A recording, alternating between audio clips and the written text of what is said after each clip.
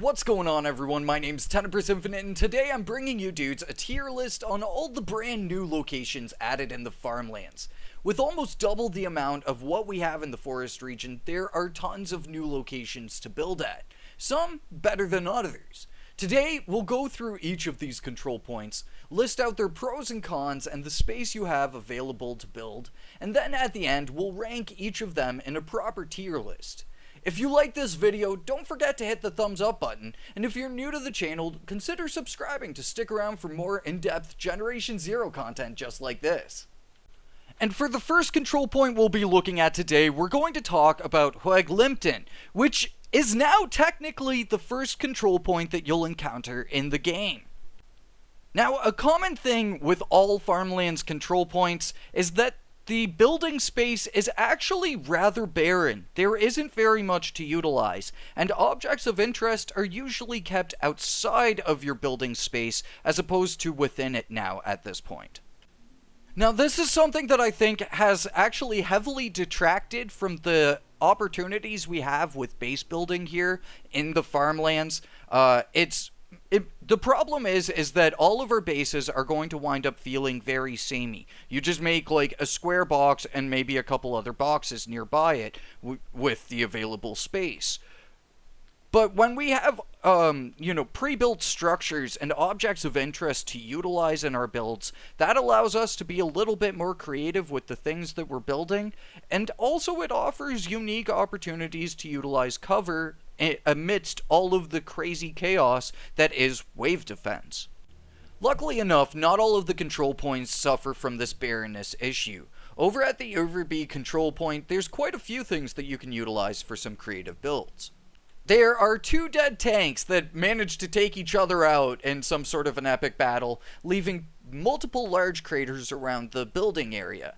The two dead tanks are some pretty interesting pieces that you could probably build maybe some walls around to create some sort of a phony resistance salvage scenario. And then there's this fire pit that's also a pretty interesting crater. I'm curious to see if that fire will actually damage machines in wave defense.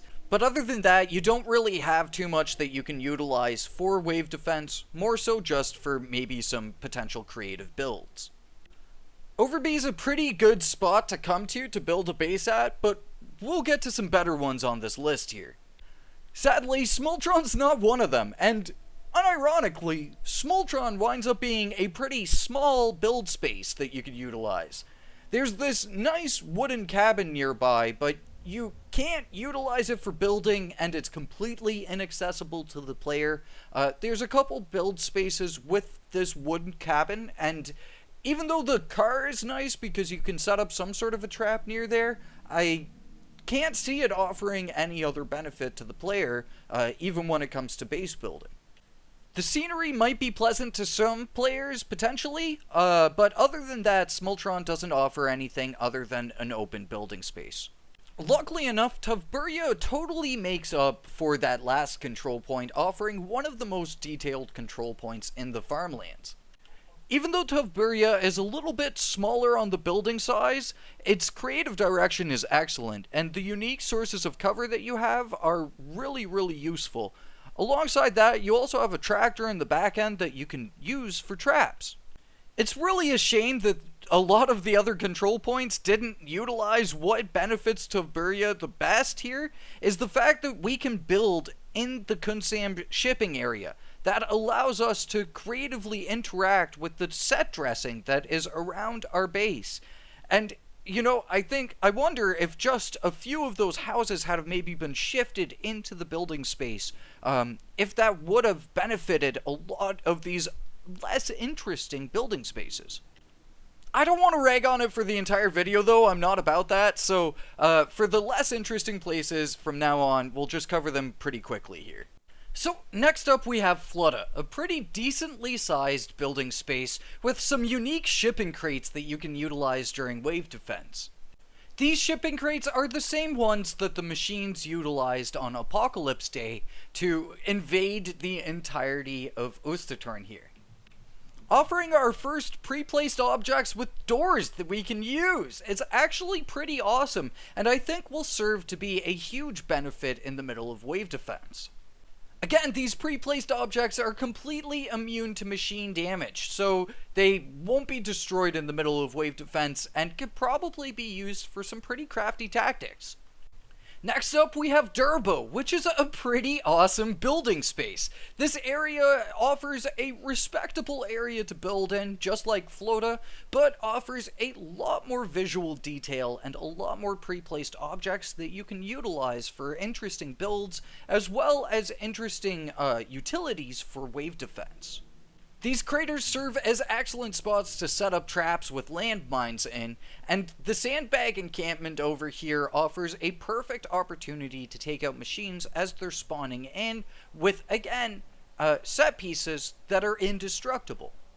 Dyrbo's a great base spot with a lot of machine spawns nearby, and so if you wind up building a really good base for base defense, it can also help you with autonomously killing and taking out these machines while you're hanging out in the area. Next up, Lerang. It's an open plateau with not very much going on it. It's a very small build space as well. I'm sure wave defense will be kind of interesting with it being on a plateau, but other than that, it doesn't offer very much. Next up, Broangen. And, for Broangen, I don't know, man. The pros is that you get a pretty decent sized place to build in, and then outside of that, maybe, I guess, a kind of unique fast travel location, but you don't really need too many more of those, and as for base building locations, size doesn't really matter. I feel like detail matters a lot more than size, considering the building limitations that we have in the game. So yeah, Broangen might be the worst base. So from one of the worst bases in the game to possibly one of the coolest so far, at least location-wise. Rivanen stands on top of the mountain just behind Boo, and it is really, really interesting what the team has done with this control point here. They've carved this massive ravine and given like a hanging suspended bridge going out across this ravine. It is very, very cool.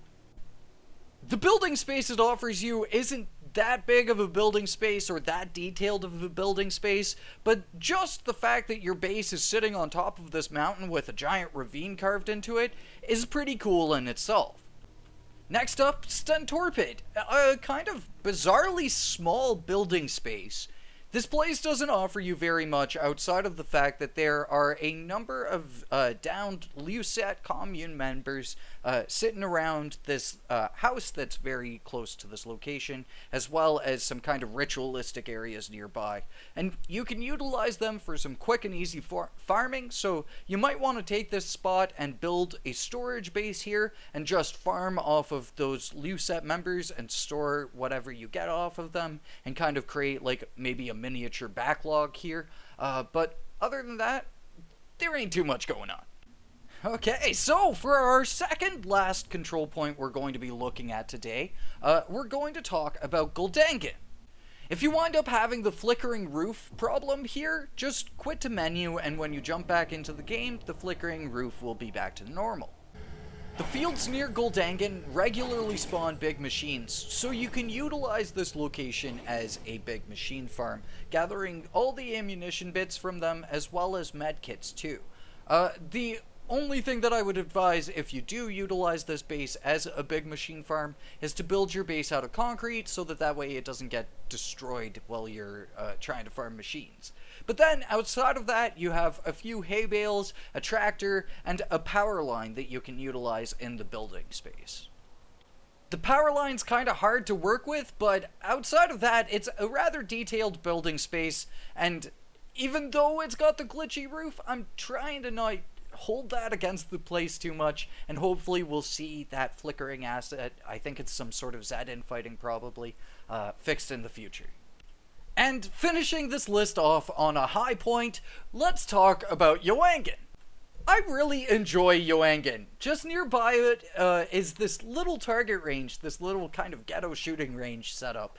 And I really like that. Again, it's not like you can build with it or anything. It's not in the building space. But it's something that you can actually interact with. And it's one of the easier target ranges to actually get to here in the game.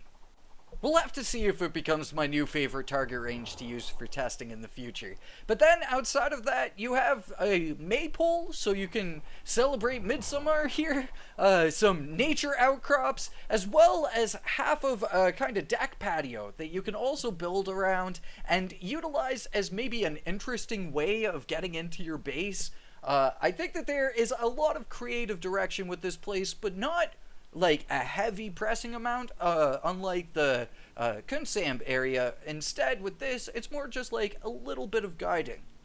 Alright, tier list time. And I think this time we'll have a much more mixed bag. With almost double the amount of control points, there is a wider scale of bases that we've been offered. First off, for the D tier, a new tier added just to this list. Broangen.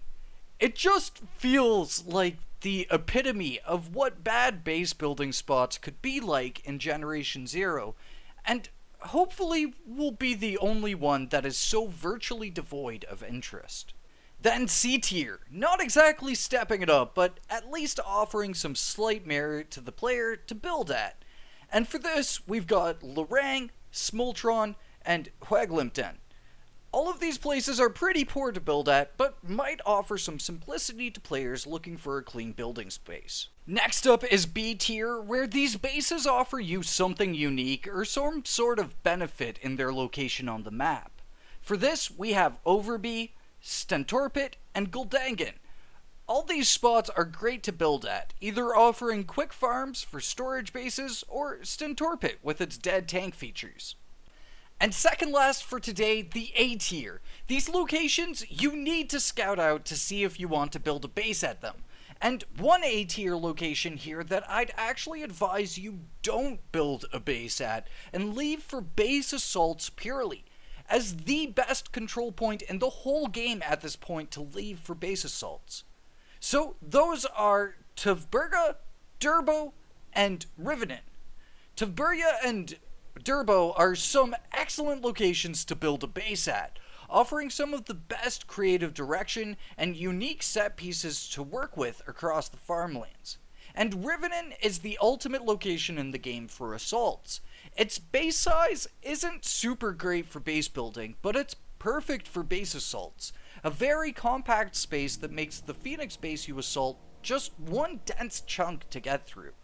Sure, it's probably easy to defend as a base, but it'll offer you guys the most value as your go-to base assault location. And the final location of today, the one sole S-class from the Farmlands, Joangen. A perfect place to build a base with lots of interesting set pieces nearby that actually offer a ton of player worth. The apple tree murders are just a short jog away, making for easy farming of a bunch of bodies. A well-sized build space with the unique patio set piece, it's one of the nicest spots with a lot of player value all packed into one spot. It would have been really nice to see maybe one or two more redeemable S-class build spaces here in the Farmlands. What with us getting 12, it feels like we got a lot of that like middle realm, one that was like bizarrely bad, and then just one in the S-class. So hopefully as we go on with these control points, maybe we'll see a region added that will introduce a whole bunch of S-class locations for us to go to. So I want to know, do you have a favorite base location or control point as of this update? Have you managed to explore them all? If not, I have a video guiding you dudes to all of the locations that you can find linked at the end of this video. It might even be popped up at this point. But for now, I want to say thank you very much for watching this video. Hopefully it will help you decide which control point is the control point for you. But for now, stay awesome, my dudes, and I will catch you all in the next one. Until then, peace.